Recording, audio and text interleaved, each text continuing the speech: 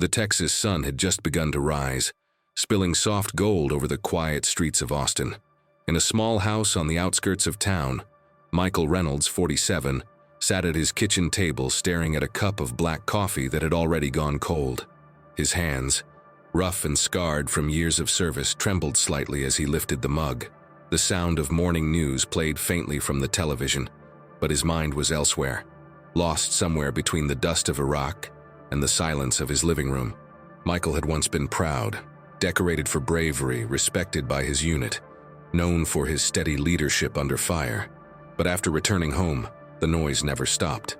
The explosions still echoed in his dreams. The faces of fallen friends appeared in flashes whenever he closed his eyes. His wife had left 3 years ago, unable to bear the nights he'd wake screaming. His teenage son, Ethan, lived with her now, visiting only on weekends that too often ended in silence.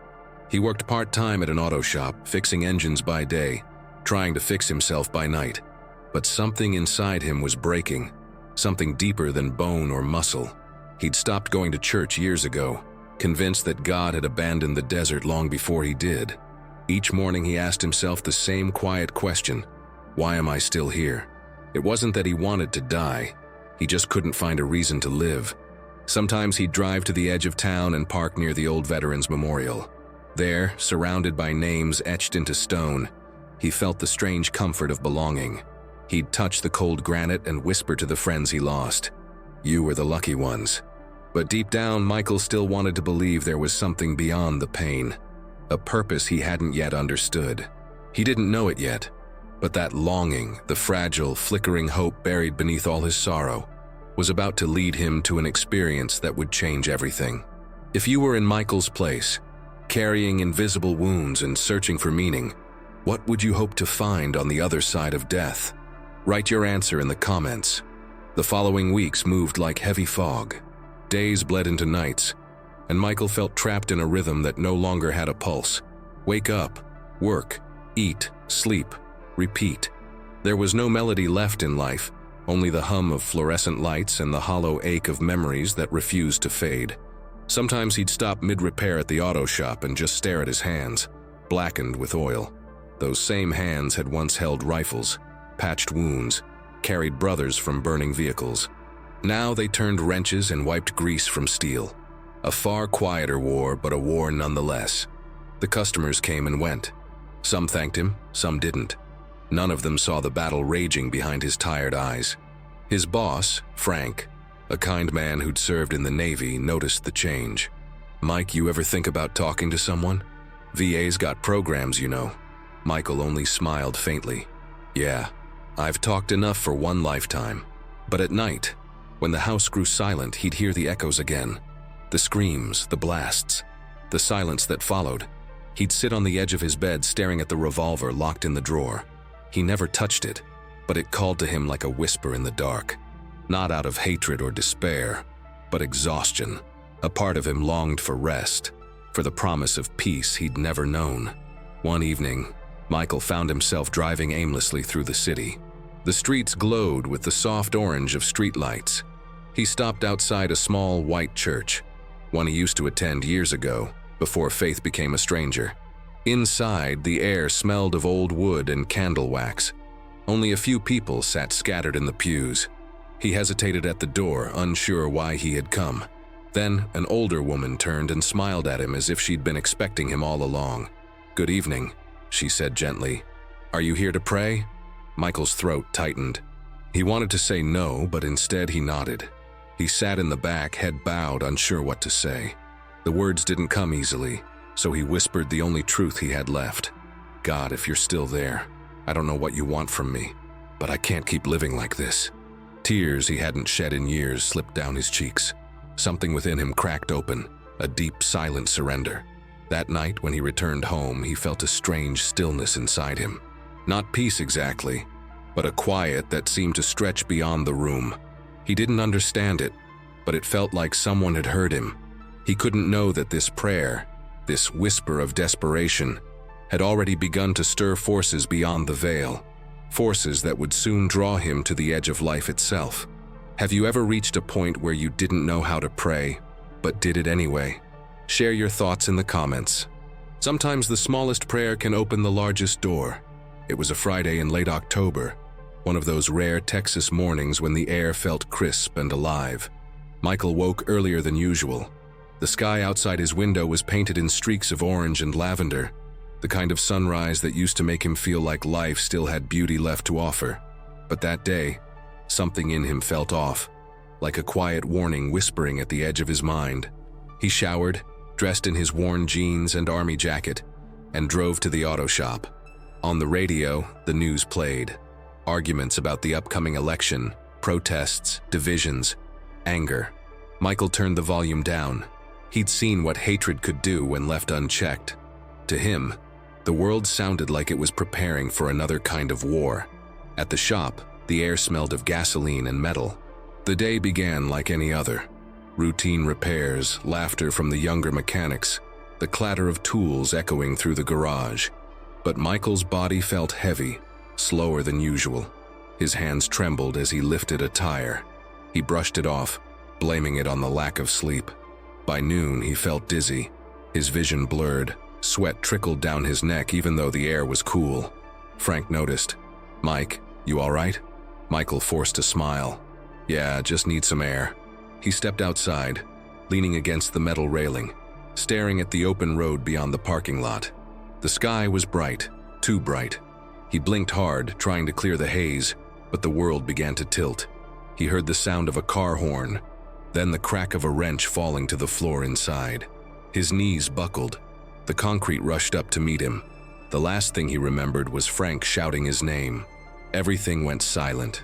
No pain, no sound, no air, just nothing. Then, like a single heartbeat echoing in eternity, Michael opened his eyes, but he wasn't breathing. He could see his own body on the ground, Frank kneeling beside him, yelling for help. Two co-workers ran outside, panic on their faces. A woman across the street covered her mouth and screamed. Michael stood there, yet he wasn't standing. His perspective was everywhere. He floated above them, looking down at his body with an eerie calm. He wanted to speak, to tell them he was fine, but no sound came out. He felt something pull from his chest, a subtle vibration, like a thread being unwound from deep within. The world below began to fade, replaced by a shimmering light that grew brighter and brighter until it filled everything. At first, he thought it was just the sun, but then he realized the light wasn't around him. It was alive. It pulsed with warmth, with love so immense it made his knees buckle, if he still had knees at all. Michael tried to resist. No, not yet, he thought. My son, Ethan, I can't leave him. But the light seemed to understand his fear. A voice, not heard but felt, spoke directly into his soul. Do not be afraid, Michael. You are home. In that instant, every fear, every wound, every memory of pain was stripped away. He was weightless, timeless, free. He saw his life flash, not as moments, but as emotions. The laughter of his son, the trembling of a soldier's hand he once held as the man took his last breath, the day he lost faith, the day he whispered his prayer, all of it woven together like a tapestry being pulled toward a center of light. Then the light began to open. It was no longer a glow, but a presence, a doorway to something vast and infinite.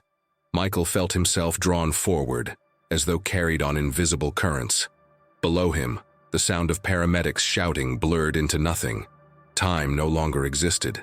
He was leaving the world behind. If you could see your own life from above, every choice, every regret, every act of kindness, what do you think would stand out the most? Share in the comments. Your story might inspire someone else's healing. The world below dissolved into mist. The sounds of sirens, shouting, and tires screeching grew faint, like echoes from a dream he was slowly waking up from. Michael no longer felt weight, breath, or heartbeat. Yet he was more alive than he had ever been. He hovered above his lifeless body, still lying on the pavement near the auto shop. The paramedics worked frantically, one pumping his chest, another shouting, "Stay with us, sir, stay with us." But Michael wasn't staying. Something gentle but irresistible was pulling him upward. At first, he panicked. Am I dying? Is this it? He reached out toward the men below, trying to grab the shoulder of one of them. but his hand passed straight through. A chill of realization swept over him. He could see them, hear them, even feel their sorrow, but he was no longer part of that world. Then, a sound, soft, humming, almost musical, filled the air around him. It wasn't coming from the earth or the sky. It was inside everything, like creation itself was singing. The fear in him melted, replaced by a stillness so deep it brought tears to his eyes. He felt himself rise, not with movement, but with light. Colors surrounded him, vibrant, living colors that didn't exist on Earth. They shimmered and danced, changing with every emotion he felt. And there was peace. A peace so pure it erased every thought of war, pain, or regret. Below him, he could see his co-workers crying. Frank's face was red, his hands trembling as he whispered a prayer. Michael wanted to comfort him, to say, "It's okay, brother, I'm free now." But the pull grew stronger. Then he saw something that made his soul tremble. A cord of pure light stretching from his chest to the body below. It pulsed faintly, like a lifeline between two worlds. He heard a whisper, "The silver cord. It is not yet broken." Michael didn't know where the voice came from, but it filled him with awe. He looked up, and that's when he saw the tunnel. It wasn't a tunnel in the physical sense, but a vast passage of swirling light, pulling him upward into a brilliance that seemed to have no end. The farther he ascended, the warmer the light became until it wasn't just around him. It was within him. The memories of his life came again, faster, clearer, but this time, they weren't painful. He could feel the purpose behind every experience. The laughter, the tears, even the loss, they were all threads in a story far greater than his own. Then, ahead of him, a figure appeared. At first it was only light, but slowly it took form. Human, radiant, clothed in a white so pure it seemed to shine from within. The light around him was love itself, limitless, unconditional, infinite. Michael's entire being recognized him instantly.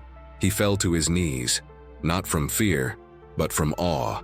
His soul cried out a single name, Jesus. And the figure smiled, not with lips, but with light that spoke directly into his being. "You have fought your battles, my son. You have carried much pain. But now you will see what your life and your nation truly mean in the eyes of eternity." The tunnel brightened until Michael could no longer see his body below.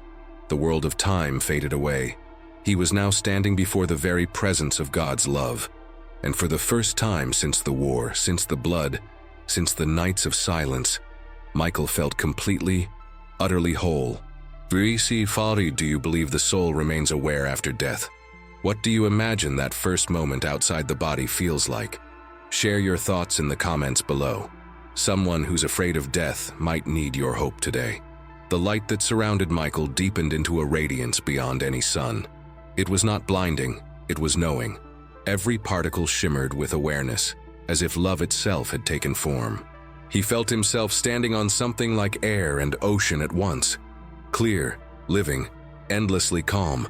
Before him, the brilliance began to take shape again. From it stepped a figure clothed in white, face gentle and strong, eyes full of compassion that seemed to read every hidden corner of his heart. Michael felt words forming inside his mind before he heard them. "Be at peace. You have come home to remember who you are." He wanted to fall to his knees, but the light held him upright, as though it honored him as much as he longed to worship it. "Lord," he whispered, voice trembling, "why me? I've failed so many times." The light replied, "Every wound that you carried was never wasted. Every tear you shed watered the roots of mercy.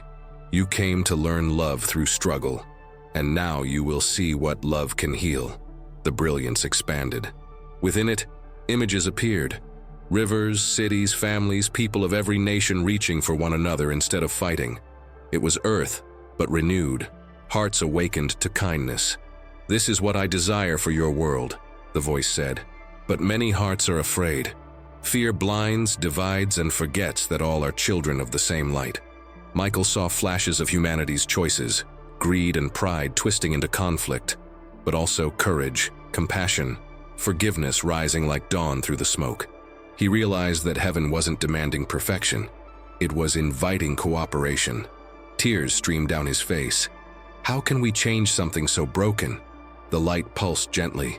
One soul at a time. Begin with yours. Carry this peace back. Tell them they are loved and remind them. The smallest act of mercy shifts the course of nations. The vision faded into golden calm. Michael felt warmth flooding through him, dissolving guilt and fear.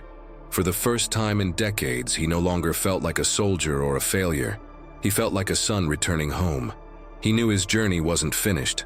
The light was preparing him for something more, to see, to understand, and eventually, to return. If you could ask one question to a being of pure light, what would it be? Share your thoughts in the comments. Your question might be the same one someone else is afraid to ask. The golden calm began to ripple again, like sunlight across water. Michael felt himself drifting forward, carried by the same current of living light.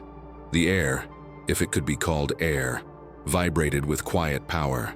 He sensed he was about to see something not meant for ordinary eyes. A vast horizon unfolded before him.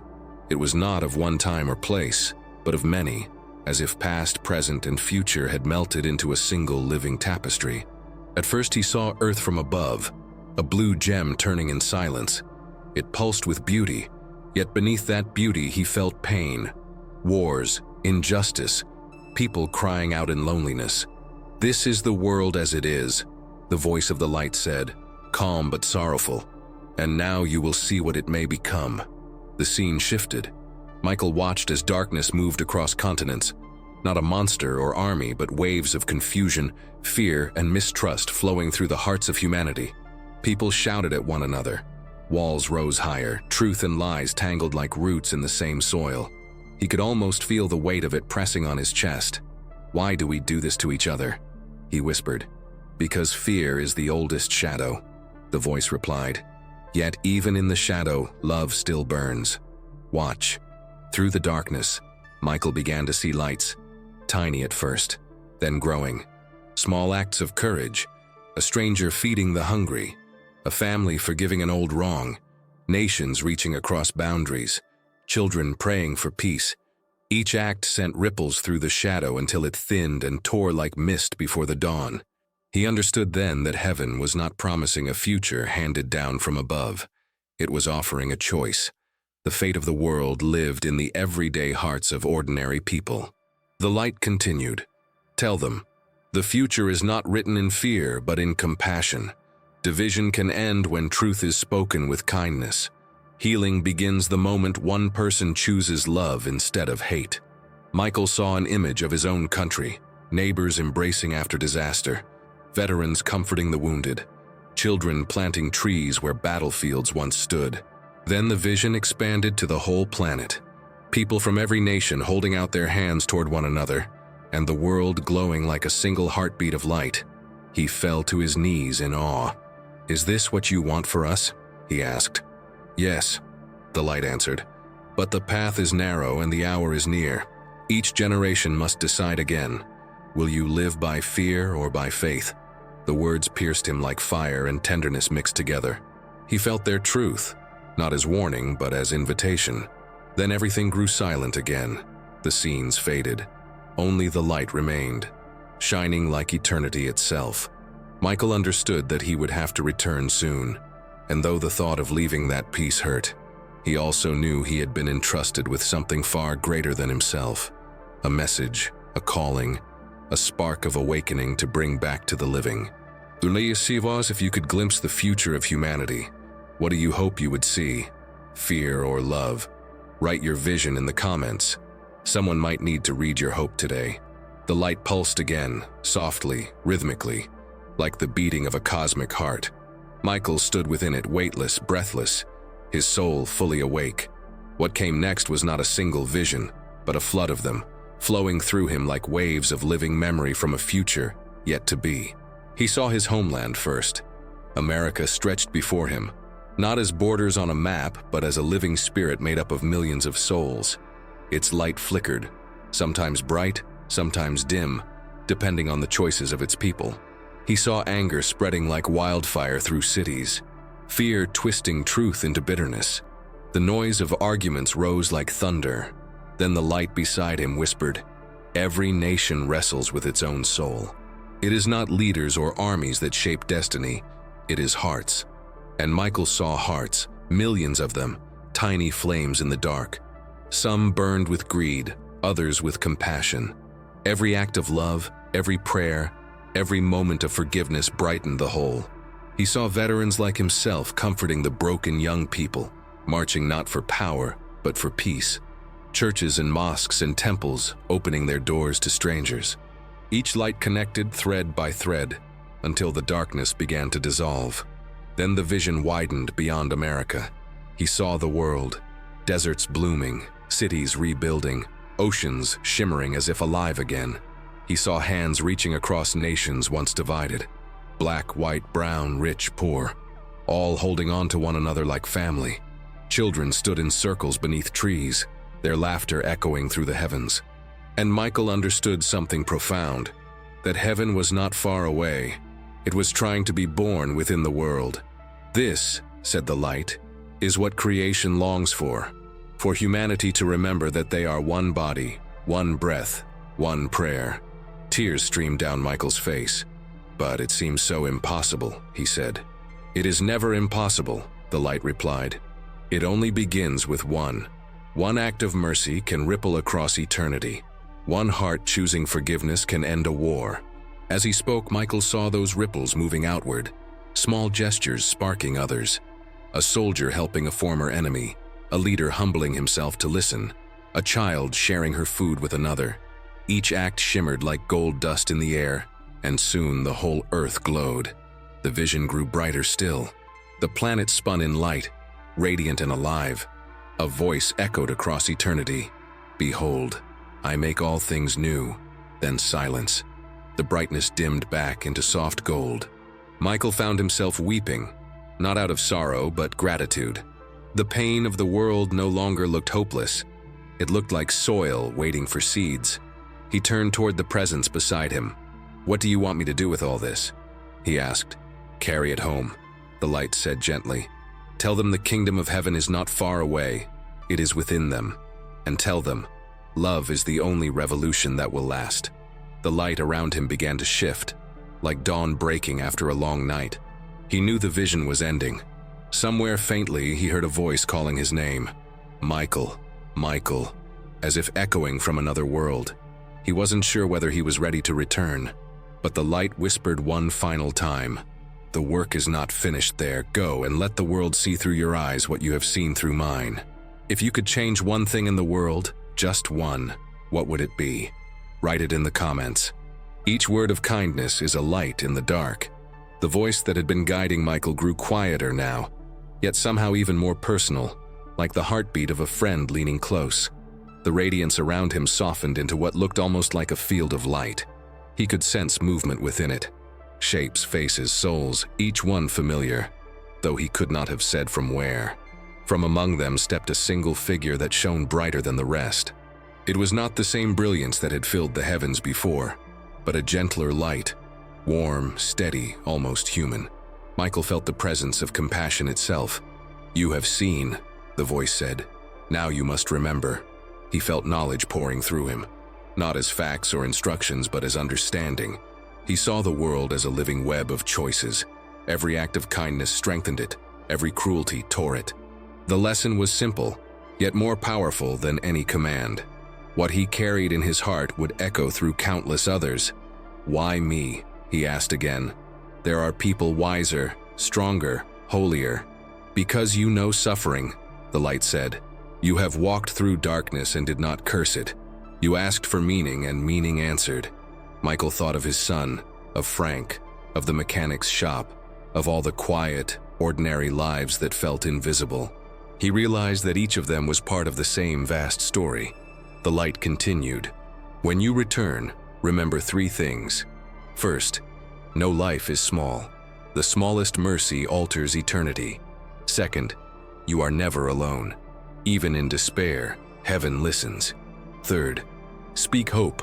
Let your words build bridges, not walls. The words burned into him, not as burden but as promise. He could almost see them glowing on his soul. Then something extraordinary happened. The light around him shifted into scenes of ordinary people. Nurses holding patients' hands, teachers guiding children, families rebuilding after storms. Each one was surrounded by a faint glow, as if heaven was working quietly through them. Michael realized this was the true army of light, not soldiers but healers, helpers, forgivers, and he was called to be one of them. "You will return to a world still torn," the voice said, "but you will carry peace within you.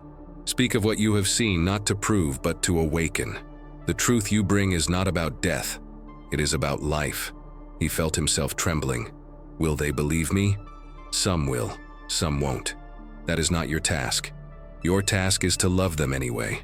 The words wrapped around him like a cloak. He felt courage rising, soft, steady, unshakable. The fear of dying, of failing, of being alone, all of it fell away like dust.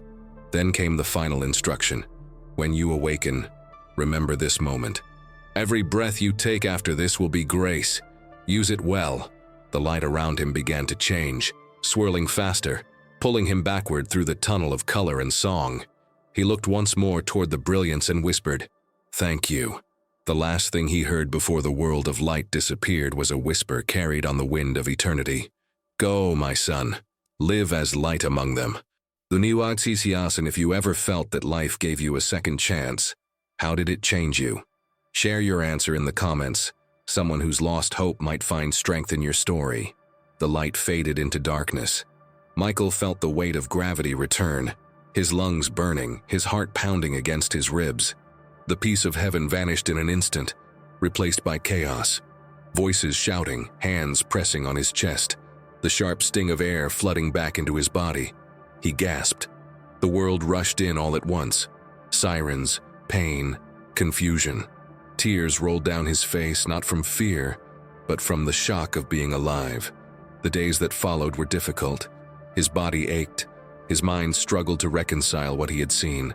Doctors called it cardiac arrest and hypoxia. But Michael knew better. He had been there. At night he wept, longing for the light, the peace, the presence of the one who had spoken to him. Yet, as the weeks passed, he began to sense that same presence flickering inside him whenever he chose compassion over anger, silence over judgment, love over fear. That was how heaven stayed with him. Quietly, faithfully. He returned to the auto shop, but he was not the same man. He smiled more, listened longer, forgave faster. The other mechanics noticed. One of them asked, "Mike, what happened to you?" He only said, "I got a second chance and I don't want to waste it." Months later, Michael stood before a small congregation in Austin. His voice trembled as he told his story, not to glorify himself, but to remind others that there is more to life than what we see. He spoke of the light, the voice of love, and the message that every act of kindness ripples through eternity. He didn't speak of politics or prophecy, only of peace, the kind that starts inside one heart and spreads to another. When he finished, the church was silent. Then someone began to cry. Another reached for a stranger's hand, and soon the room was filled with quiet unity. That night, Michael looked up at the stars and whispered, "I'm doing what you asked, Lord. I'm telling them." He felt no need for recognition, no fear of disbelief. The mission wasn't about convincing, it was about reminding. Life had not become easy, but it had become meaningful, and that was enough. Michael's story reminds us that sometimes we must lose everything, including our heartbeat, to truly find life again. The peace he found beyond death is not meant to stay in heaven. It's meant to live through us. Every word of kindness, every act of forgiveness, every choice to love. If you felt something while reading this story, hope, curiosity, peace, write it in the comments. What would you do if you were given a second chance at life? If stories like this touch you, subscribe for more true experiences of faith, hope, and transformation. Your voice might be the next light someone needs to hear.